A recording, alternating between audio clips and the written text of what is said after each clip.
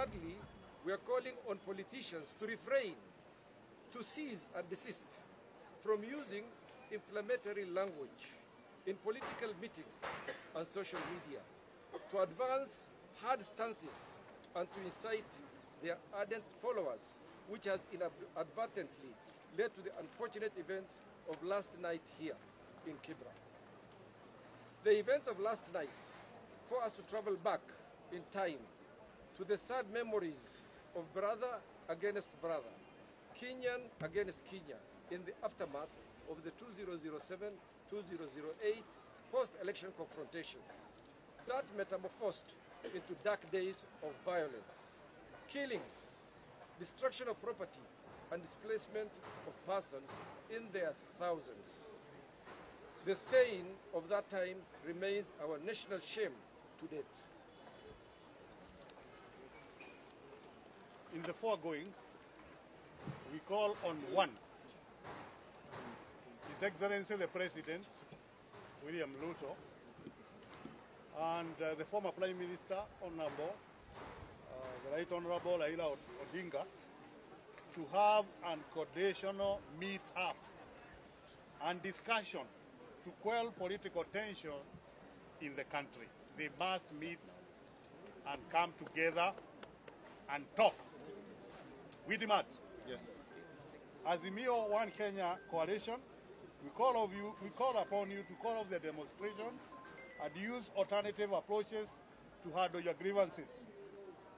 Civil society organizations to stop being sucked into political persuasions, but retain their positions as the dependable nerve centers of good governance, leadership, and national security advocacy.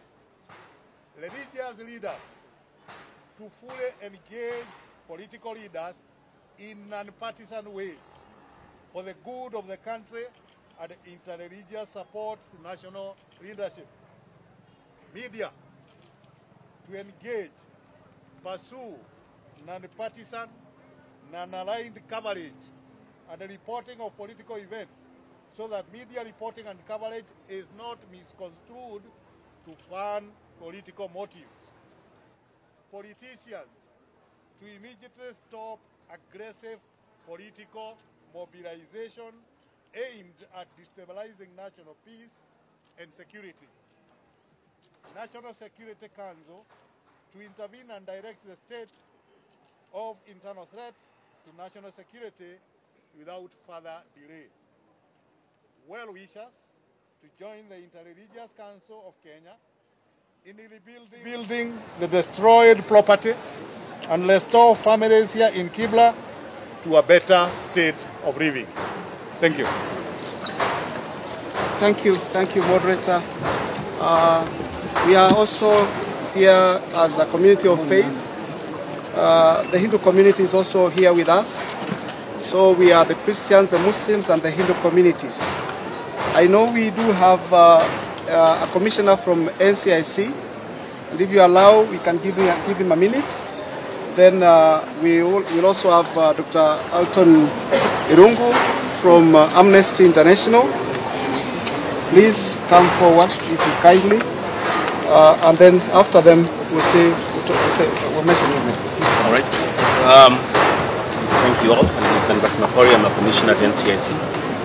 First and foremost is to thank the Interreligious Council of Kenya, RCK, for your quick and timely action in nipping the bud and preempting more chaos in this lovely place of Kibra.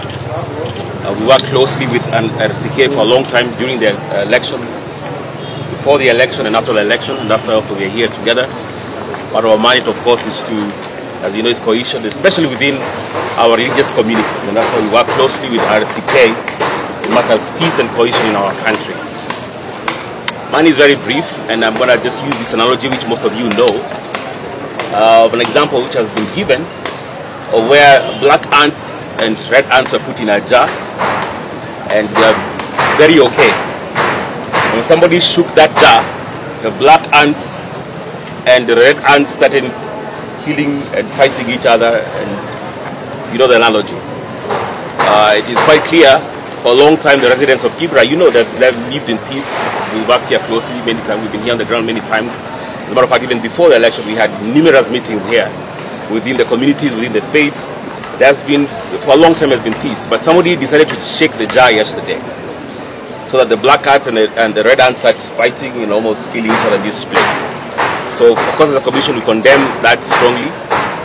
And ours is to pledge to work closely with RCK, with the community elders in Kibra, the youth leaders in Kibra, to make sure peace is set first. I want to thank the security apparatus who are represented here, also for your presence here to make sure at least there is peace and stability.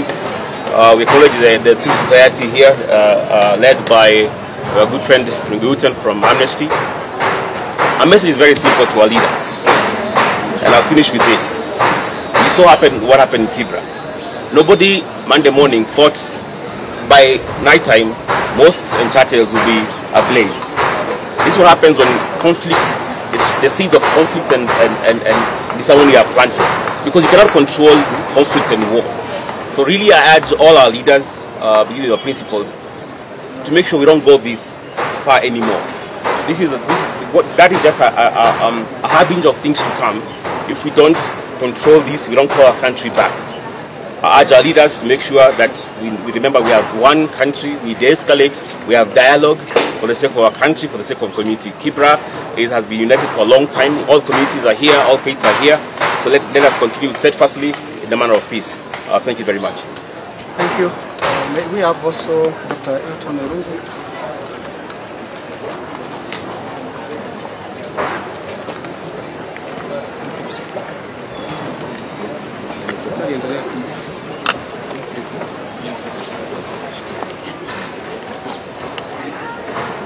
God is good. Alaikum salam. May Allah and God forgive the people of Kibra.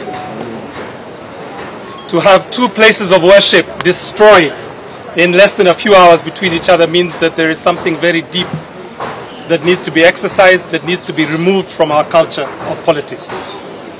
Mine will be to be very brief. My name is Irungo Houghton. I am the Executive Director of Amnesty International Kenya, and I'm here to say that what happened yesterday was completely unnecessary.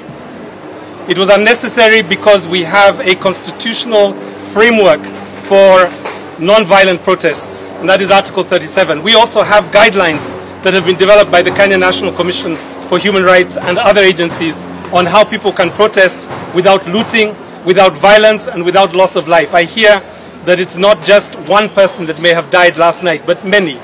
And we need to find out who those people are and really give them the dignity, but also the assurance that we will not see this happen, not just in the community of Kibra, but across this country. Last night, Luos lost their businesses, they lost their garages, Nubians lost their businesses, Kisis were attacked, Kikuyus lost their kiosks, and all people of God suffered. And I think the question we have to ask ourselves is, how will we allow ourselves to be manipulated by politicians and by criminals? I need to ask this question particularly because the National Police Service are here. Where were the police last night in Kibra? Where were the police last night in the rangelands, the northern rangelands? Where were they in Spectre? And if they were there, let the police tell us. We saw a lot of police in Dagoretti North, and the question we have to ask the Inspector General is, all Kenyans, do they deserve protection or just some Kenyans? So we need to see a change in policing strategy in the course of the next 2 days, because Thursday is the next date that we have for Mandamano. Yes. So we have to see protection restored to the people of Kibra.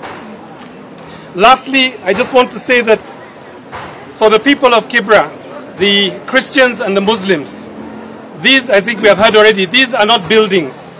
They are places of worship, and they are sacred places of God and Allah. Can we ask, is it too much to ask the Muslims to cross that river and help Christians rebuild their church?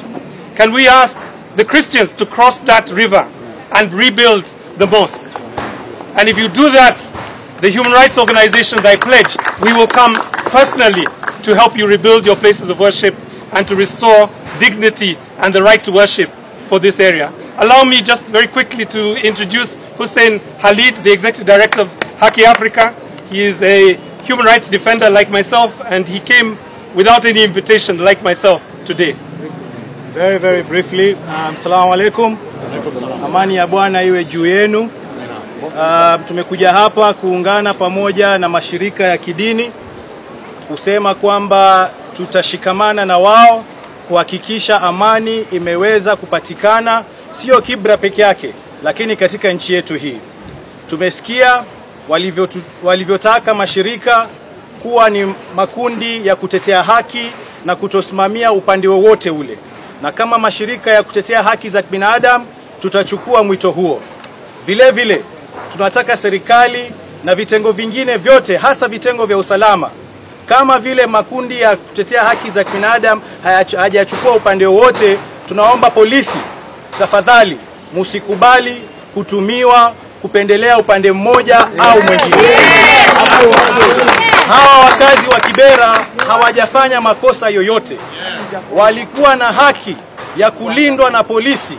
Walikuwa na haki msikiti na kanisa kulindwa na polisi. Kwa hivyo tunaomba polisi wetu, kama vile mashirika ya kidini yameomba civil society kuwa neutral, tunaomba vile vile vitengo vya usalama, you must be neutral. Wananchi wanapowahitaji, tafadhalini polisi, muwe haraka kuweza kufika kuzuia ghasia kutokea, kuzuia loss of life, kuzuia loss of property. Kama alivyosema mwenzangu, this was absolutely unnecessary. So we will continue, kama tulivyoombwa na makundi ya kidini, to be steadfast in calling for accountability. Accountability of the government, accountability of the opposition, accountability of the police. Lazima kila mtu atekeleze kazi yake kwa mujibu wa katiba na sheria za Kenya, ili wananchi wasiumie kama walivyoumia wananchi wa Kibera. Kwa haya, asanteni sana. Asante Bwana Irungu and our brother also Hussein. We are also joined by our police sub-commander, Mr. Muturi Bogo. If you allow, you can also share your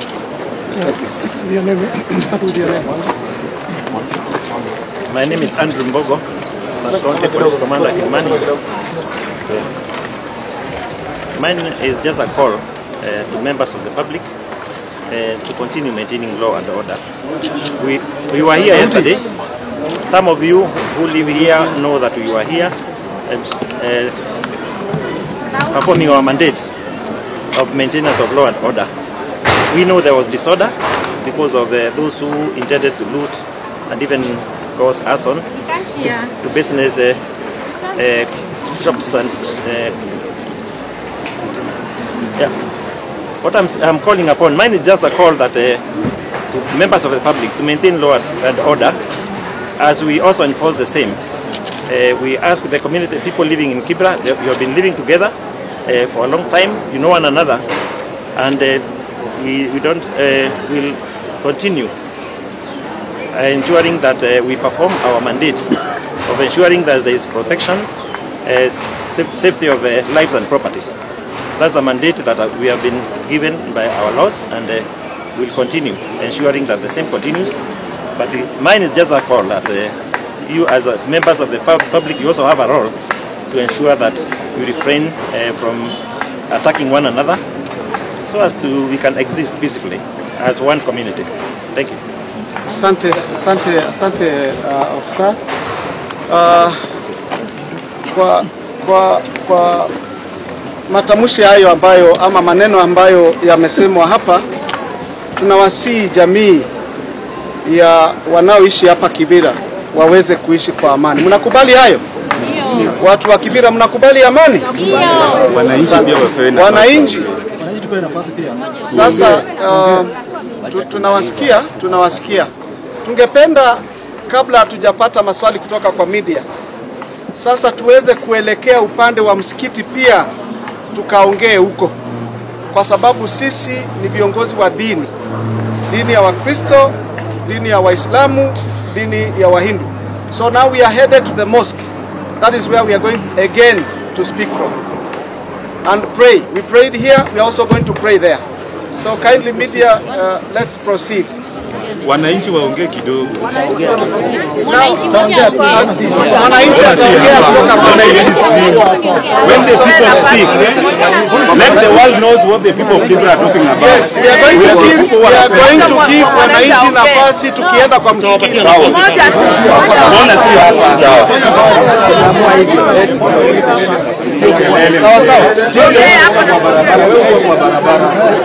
Ninyi mnaongea na Mungu kwa barabara, sisi ndio tunaumia. Si ndio nataka? We need to speak. I want to talk. Yes. I want to talk.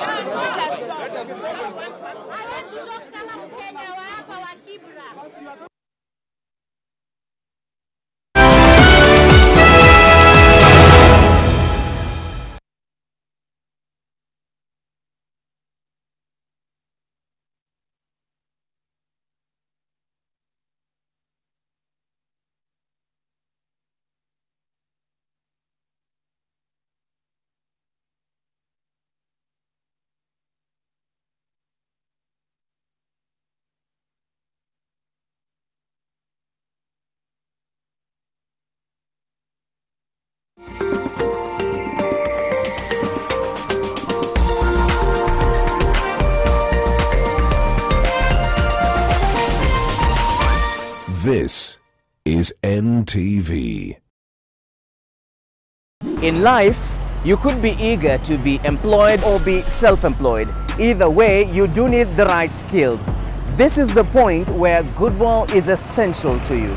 Goodwall is a professional social media platform that offers you earning and learning opportunities. It offers you great chances to grow in your career, learn new skills, showcase your existing skills, network with like-minded people, or get job opportunities. Nation Media Group, in partnership with Goodwall, aim at providing solutions to unemployed African youth, creating digital content that inspires young people to stretch themselves and get the right skills that are useful to employers and their peers. So, how can you be part of this? Every month, we'll give you a chance to win $150 through our monthly challenge. Anyone can